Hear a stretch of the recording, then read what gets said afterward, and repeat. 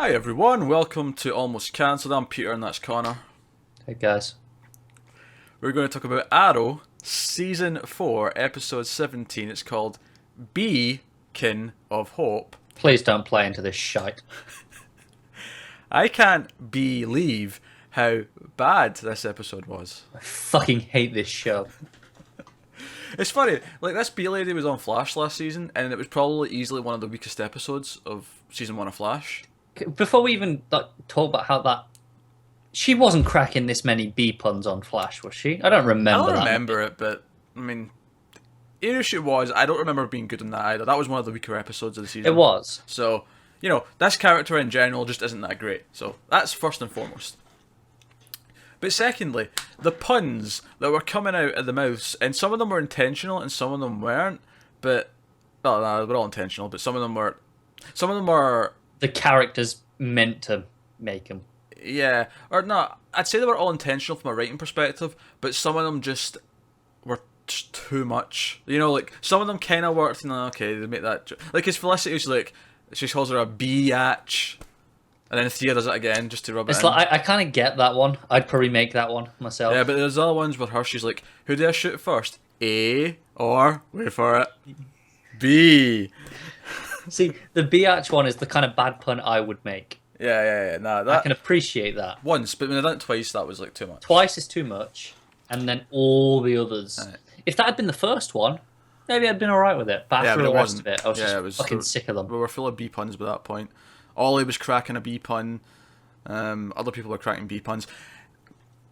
However, another thing I want to talk about and complain about in this episode, right off the bat, is the pop culture references in this one were on the fucking overdrive mode. Now, the first one actually started off quite good, because it was We thought it was actually a pretty good line. It was a funny line that kind of played into what was going on, because Laurel refuses to say the name Felicity. She's like, oh, I heard this from someone. And Oliver says she's not Voldemort, and that was kind of funny. Was, surprisingly. But then they completely ruined it, because then Thea's like, oh, I'm surprised you know who Voldemort is, and they talk about it for a good 30 seconds, and it goes into this weird territory where Oliver says, oh, he's read some of the books, and it's like, okay, I don't know why we're going into it this much, it feels like you're ruining this. And then one of them mentions the movies, and Oliver says, there was movies? Now, I think this is meant to be a joke, based on the fact that he was on an island for 5 years, but... First of all, he's been back for 4 years. Secondly, the movies were coming out over a period of 10 years. The first 3 or 4 of them would have been out by the time he was even on the island. The last one would have been out around the time he got back from the island. There you go. So, the joke makes no sense. No, it's fucking bullshit. It makes no sense. They took a good line and then ran it into the ground by over talking about it. It was actually a good line. If they just left it at that line, that would have been one of the strongest lines of the whole episode. And then, there was more, like, the Bee Lady references My Girl. Felicity talks about how it's Die Hard with bees. Yeah, that one particularly annoyed me, because that's how we would describe this episode. They were doing a Die Hard scenario with bees. And honestly, usually when a TV show does a Die Hard knockoff episode, I usually love them. I love the Chuck Die Hard one. I love sort of something about being trapped in a building with either terrorists or bad guys or whoever, and that being the premise, even though it's overdone and it's so simple, it's always entertaining. It's always good. Even forgetting TV, how many films can you say are Die Hard in...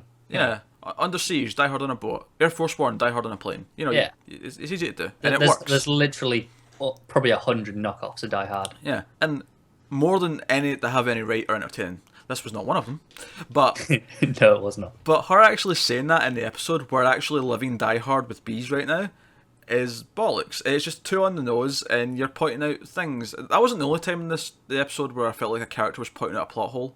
It was Lance when Mr. Terrific stumbles into the headquarters, and Lance goes, "What, can anyone just walk in here?" I'm like, "Don't point out your own bullshit, right?" Lance had another one of the plot holes referencing Independence Day. Yeah. Was it Independence Day? I think it was the same scene, was it? No, it was a scene after where he talks about where they're hacking all the bees. Yeah. I can't remember now. Yeah, okay. I'm too drunk. Alright, yeah, he was too drunk. Yeah, he was drinking heavily throughout this episode. He got up 3 times to make more drinks. This fucking episode. And then, of course, so that's all the references.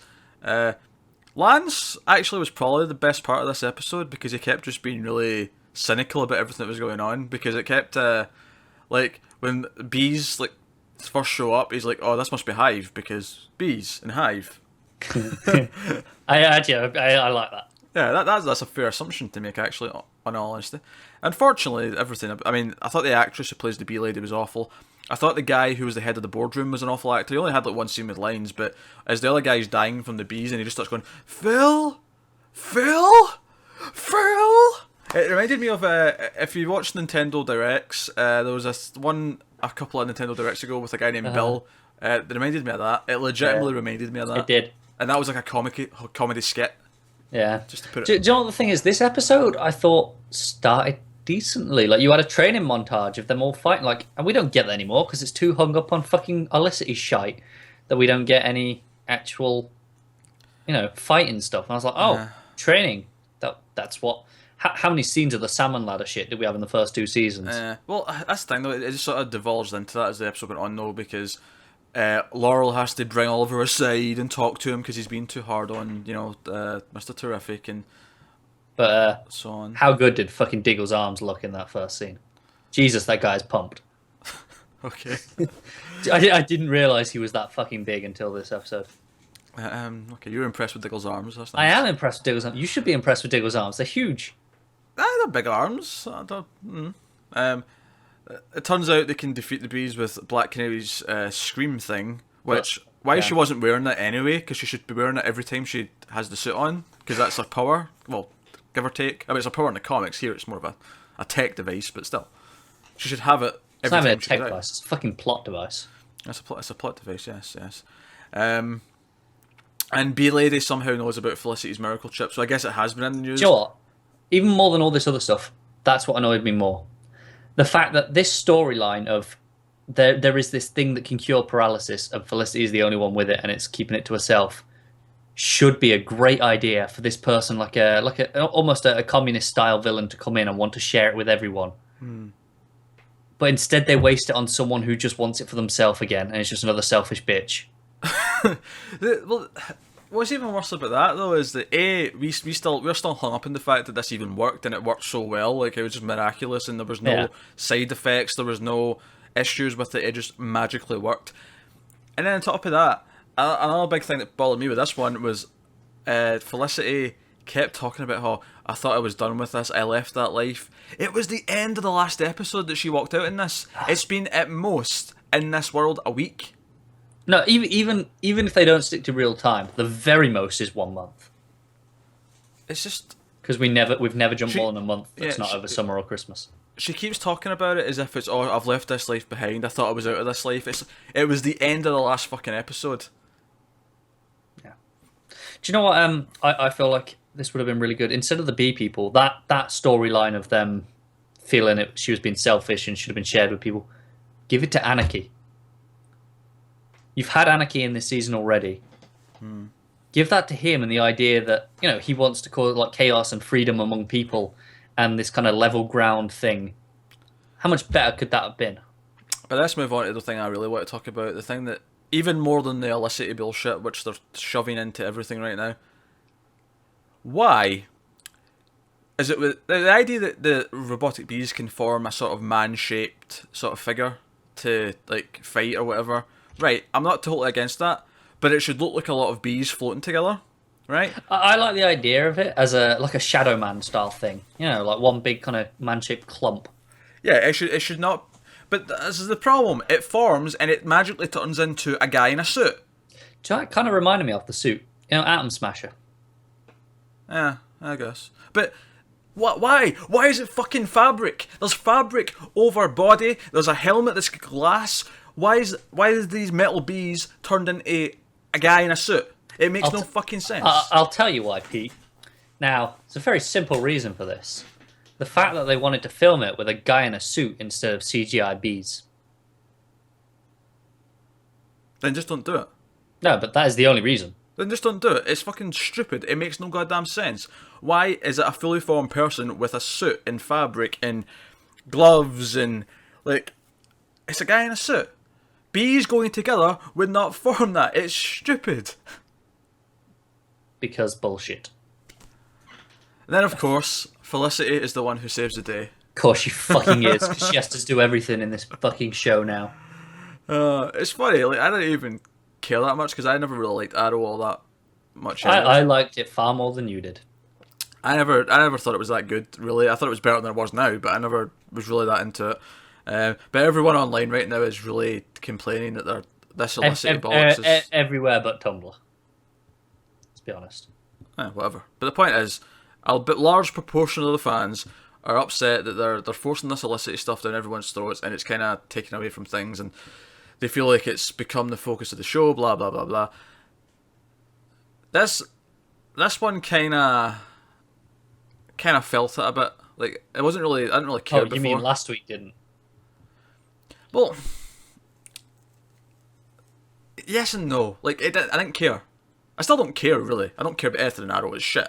But I felt it this week, because she's the one that actually saves the day. It felt like we went through all this shit with them trying to get in. There's all these other characters, and all of it was about how their breakup went, her saving the day, and her decision at the end. All of it was about that. Except, of course, the bullshit flashbacks that don't tie to anything, are awful to look at, and... Do you know what? We hate on the flashbacks, but at least usually there's some sort of attempted thematic tie-in. You know, most episodes have they at least pretend there's a tie-in to the flashback. Nah, there was nothing in the flashbacks. This week there was fucking nothing. It was just, this stuff's happening. It didn't even have an ending. You know, it just, whatever, nothing. Yeah, and Damien Dark in prison stuff was just kind of mundane and not very good. Do you know what's pissed me off about the illicit stuff as well? I read a Guggenheim interview where people were like, oh, they're broken up now, so we can kind of move on with the illicit stuff. After they deal with the breakup, we can kind of just move on and forget about it. He was like, he said, oh no, we've got much more of their story to tell. I don't care. The whole thing, it was shit before the illicit thing took over. I mean, I don't know why anyone's specifically focusing on that. Well, I feel like that's just the last straw where now it's not even Arrow's show. How many arrows did he fire in this episode? I can think of 3 arrows in the entire episode. One went straight through the B-Man.